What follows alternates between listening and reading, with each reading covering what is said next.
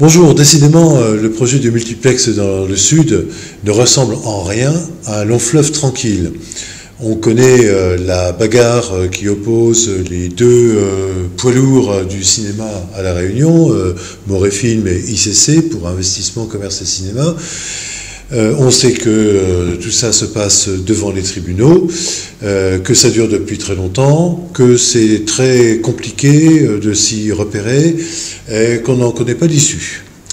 L'enjeu est de taille puisqu'il s'agit de rien de moins que d'installer un multiplex donc de cinéma, plusieurs salles dans le sud qui manque de ce type d'équipement. Donc un des rebondissements possibles, en tout cas dans cette longue saga cinématographique, ça ressemble à un mauvais scénario si on veut, c'est que la justice qui est en train d'enquêter sur ce projet sera certainement intéressée d'apprendre que des procédures n'ont pas tout à fait été respectées. Il se trouve que le quotidien s'est procuré un document qui fragilise la défense et les arguments de Michel Fontaine. Michel Fontaine, maire de Saint-Pierre, président de la Civis, et donc doublement concerné par le projet.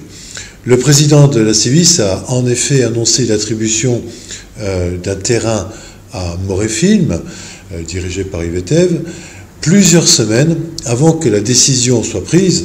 La décision, clairement, c'est le vote par la collectivité, c'est-à-dire l'intercommunalité, la Civis, pour ne pas la nommer, ce qui dénote une certaine précipitation dans le geste et peut-être une certaine légèreté dans le respect des procédures. Enfin, ça ne va pas faciliter donc la défense de Michel Fontaine, puisqu'il est déjà visé par une enquête pour prise illégale d'intérêt dans le projet du multiplex de Pierrefonds, et le maire de Saint-Pierre, donc président de la Civis, ajoute à cela une certaine hâte dans l'annonce faite à Moréfilm d'une transaction qui n'est pas encore validée par la Civis avec un prix.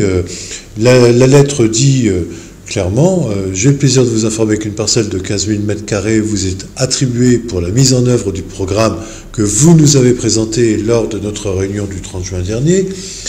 Le prix de cession du foncier est de 200 € hors taxe du mètre carré.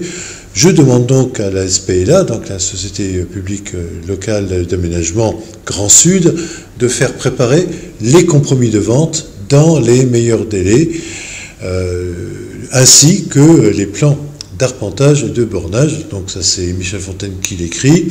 Et seulement un mois et demi après, donc nous sommes en juin, et seulement le 31 août suivant, la Civis délibère, bon, ce qui semble un petit peu curieux. Alors, il n'y a pas de prise illégale d'intérêt ou de soupçon de cette nature dans cet épisode que le quotidien a détecté, mais on peut se poser des questions, et je pense que dans cette affaire, on n'a pas fini de s'en poser en attendant des réponses.